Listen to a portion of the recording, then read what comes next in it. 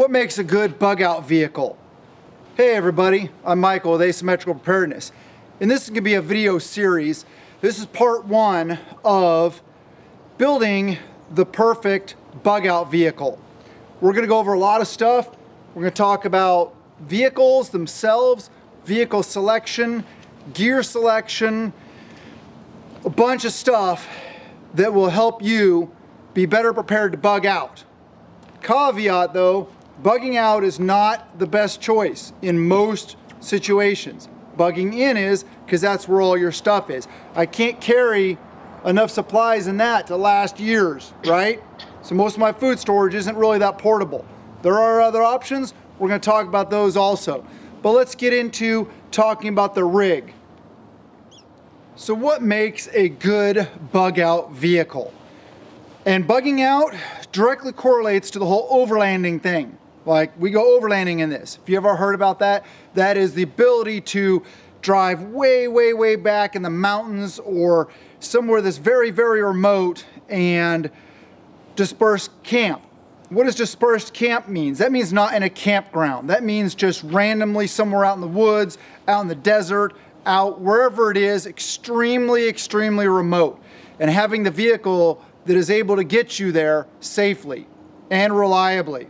So let's talk about vehicles. My top choices for vehicles. I will go into specific vehicles by name, but first I want to get into, generally speaking, how can you have a proper bug out vehicle slash overlander.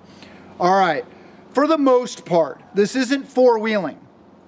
So it's not hardcore four-wheeling, it's overlanding and bugging out. Now, some off-road capability is advantageous, of course, but bugging out vehicle, let's get started off with the basics. I feel, and this is all my personal opinion, all this stuff, this whole video, this whole series, everything is my opinion. I feel it has to be four-wheel drive, period. Because, I mean, snow, mud, water crossings, hill climbs, loose terrain, rocks, all that kind of stuff. Four-wheel drive. Now, platform.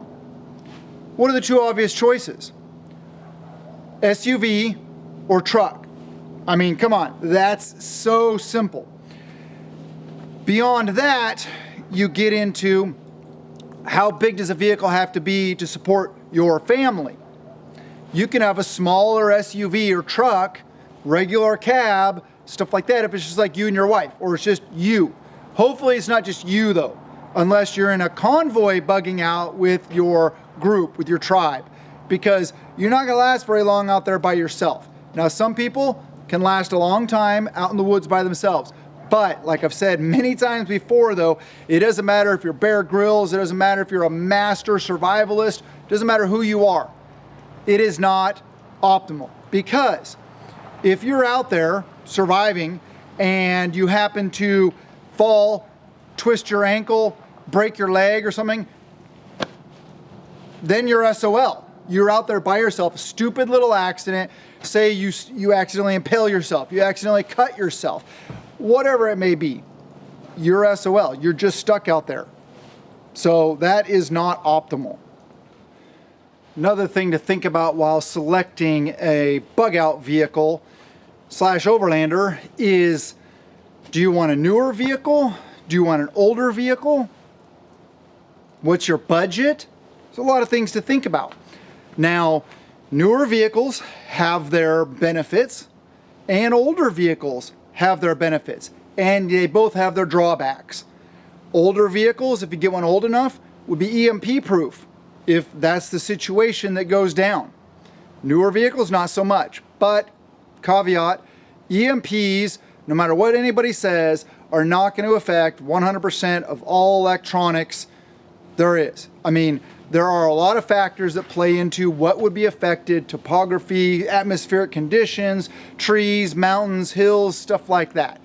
A lot of stuff be going to come into play. So just because you have a new vehicle doesn't mean it will not work in an SHTF scenario that includes an EMP. So older vehicles tend to be easier to work on if you know what you're doing. Newer vehicles are a lot more comfortable. They have a lot sometimes more power, more, you know, they're newer. Things are gonna work on them. Maybe if they're brand new, they'd be slightly more reliable, maybe, versus an older vehicle that possibly could break down. But like I said, there's drawbacks, so you gotta think about that. What other capabilities are important for the vehicle? The big two, like I said, four-wheel drive, truck or SUV. That's kind of a no-brainer. Now, another thing is you gotta think about is your location and where you're gonna be bugging out to and or overlanding to. Can you use a full-size rig? Or does it need to be something smaller and more maneuverable, like a Land Cruiser, a Tacoma, a 4Runner, a Colorado, a Ranger, things like that? Or can you use a full-size truck?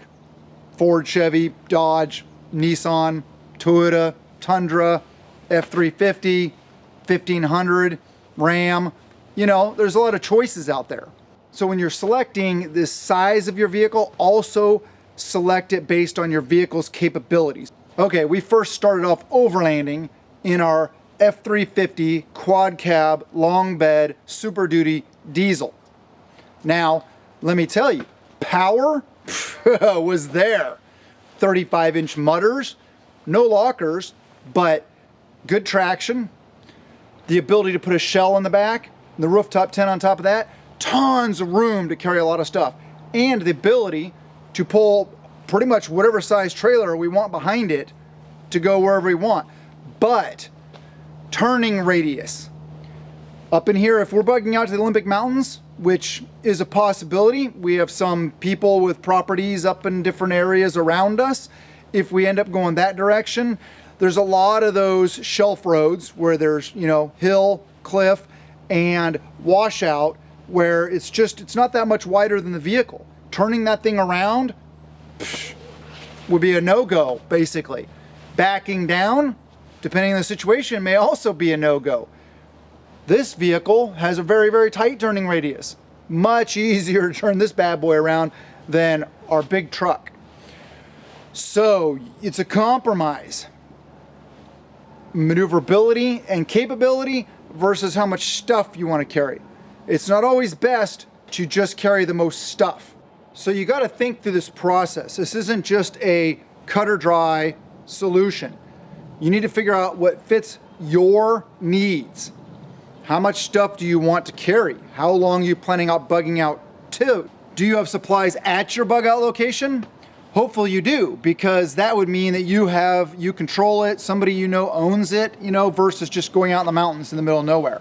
But even if that's the situation, do you have caches of supplies, or do you have to take everything with you? If you have to take everything with you, that means you don't really know where you're going. Hopefully you've scouted it, which is awesome about overlanding. When we go to overlanding, it's bug out scouting.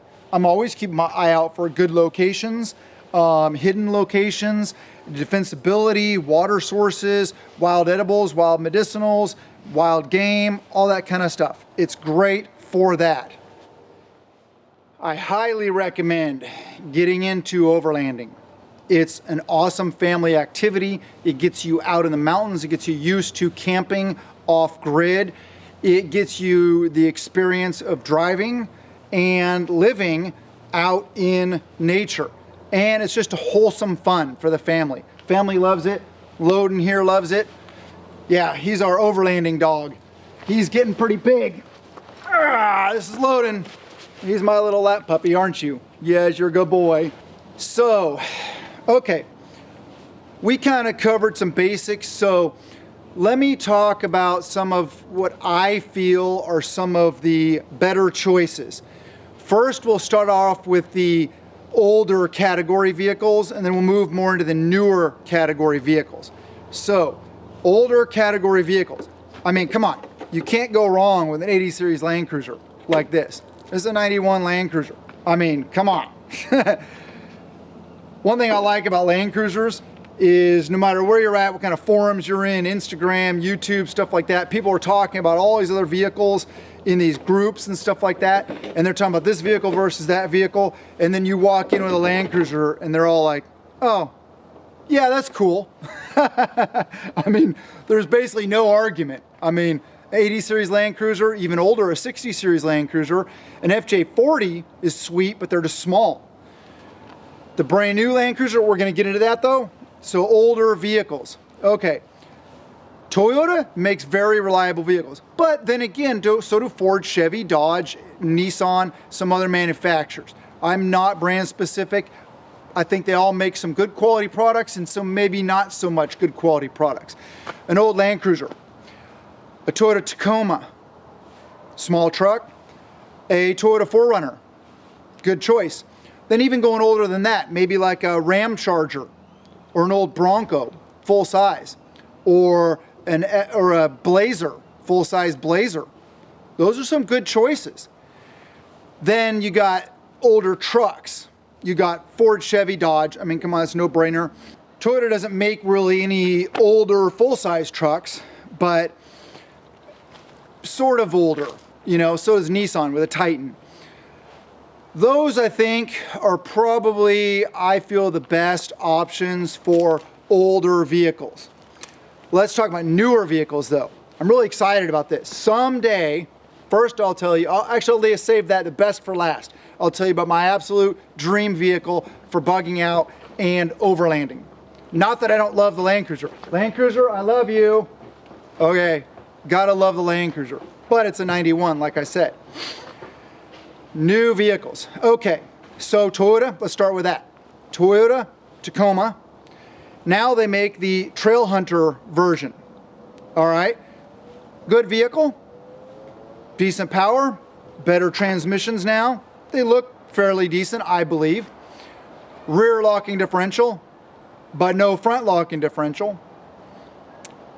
Plenty of ground clearance. Aftermarket will support big time for modifying it. So that's a good choice. Toyota 4Runner, also, whether it's 5th gen or the brand new one. Brand new one, I don't know about that. Let's also talk about the new Toyota Land Cruiser. Electric hybrid. That's a no-go for me. No-go. I will not do the electric hybrid. Don't want an electric vehicle. Don't want big batteries. Don't want that to fail because I keep my vehicles for a long time. My newest vehicle is a 2006. This is 2024, almost 2025. All right, so, you know, hey, but, so yeah, I want that long-term longevity. I don't want to have to replace batteries, all this stuff like that expense. But anyway, so 5th gen 4Runners. That's the current generation. They're coming out with a new one. Great option. Okay, let's move on to Ford. The full-size truck. Oh, wait, back to Toyota. The Tundra, or yes, the Tundra is also a great option. Good option. Very, very good.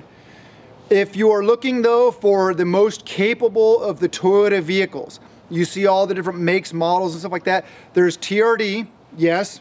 I would say check that box. Not the Pro, though, the off-road. TRD off-road. Because then you get the rear locking differential on the Tundra, the Tacoma, and the 4Runner.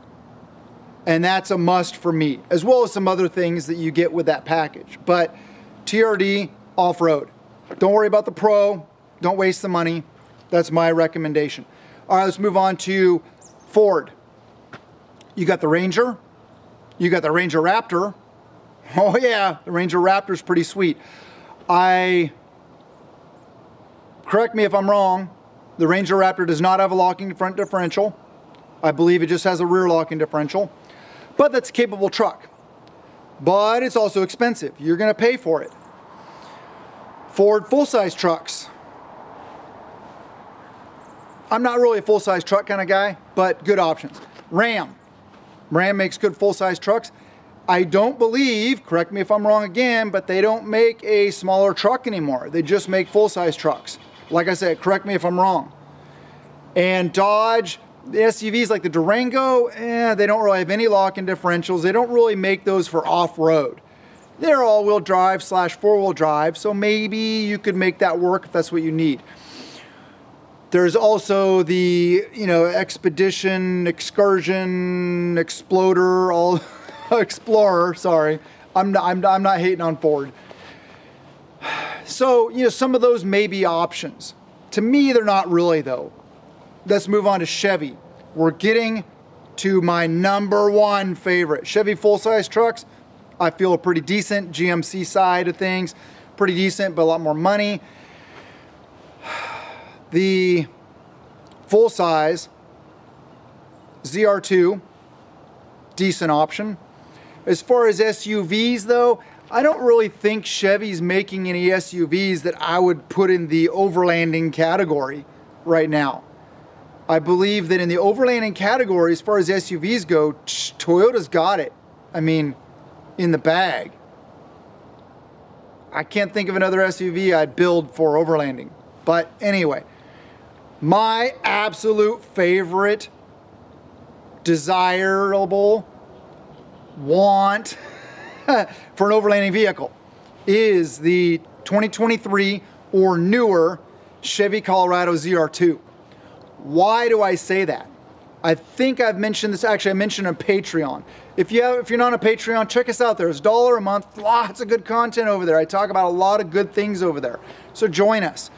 Also, while I'm thinking about it, if you're thinking about what this coat is, if you want to stay warm in the winter, this is the Fortress Tundra coat. I just have a t-shirt on underneath it. Yeah, it's only like 34 degrees. It's not super cold, but I am toasty warm. Great coat. Link in the description below. Coupon code in the description below. I firmly believe in Fortress clothing as a company and as their products. So check them out. On to the Colorado ZR2. Why? Okay, rear locking differential and front locking differential. Yes, 33-inch tires, stock. Rock sliders. Their SSV shocks are amazing. The engine is good, proven, powerful. The transmission is good, proven, reliable. They are, I believe, the sexiest looking truck ever built. I love them. I'm sorry, F350. I'm sorry, Super Duty. I apologize for saying that another truck looks better than you. You are still really sexy. Okay, we had to cover that. So what are some other things about it? Plenty of interior room, great platform for off-roading and four-wheeling and overlanding. But the best thing I feel about it is, let's compare it to the Toyota Trailhunter truck. That's like their overlanding build. They're equivalent to the ZR2. Price tag on the Toyota, $67,000. Without a front locker. Chevy Colorado ZR2, price tag, $50,000 with a front locker, and it looks better. And I feel it's just as good, if not better, of a truck.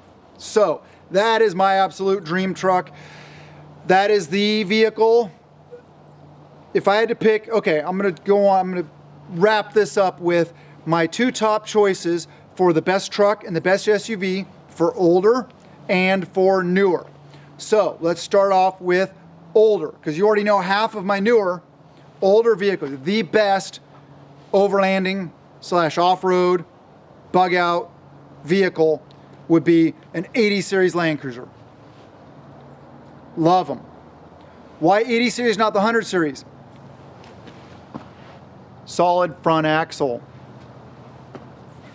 and they look better. Okay, older truck. I would have to go with the Toyota Tacoma. Just saying. I feel that they're really good trucks, and obviously I'm not talking really old. I'll do a two for the really older category. But those are my top two oldish, like early 90s vehicles. Okay, let's go oldish, or let's go older.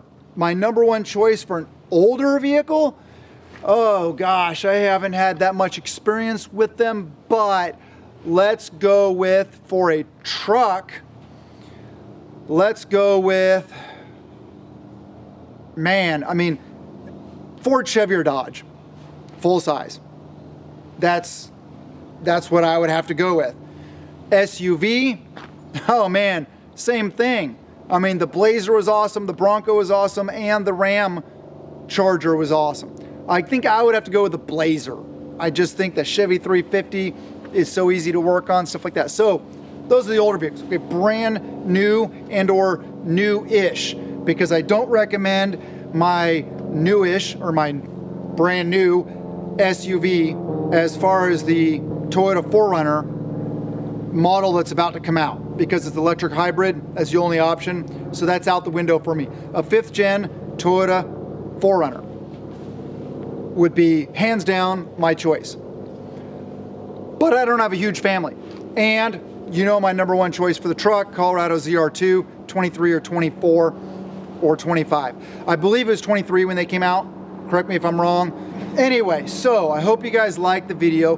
Next video in the series, we're gonna get into the stuff of how I built this Land Cruiser, how it's set up, why it's set up that way, and some of the stuff that I recommend moving forward to this series. We're gonna cover a lot of stuff. We're gonna talk about the rooftop tent. We're gonna talk about the diesel heater that's in the back.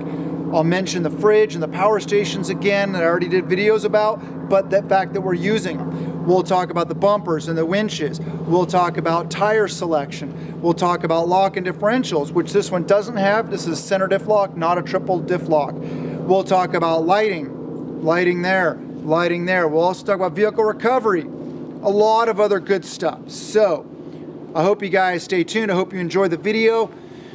Love you guys. Have a wonderful day, and blessings to you and yours.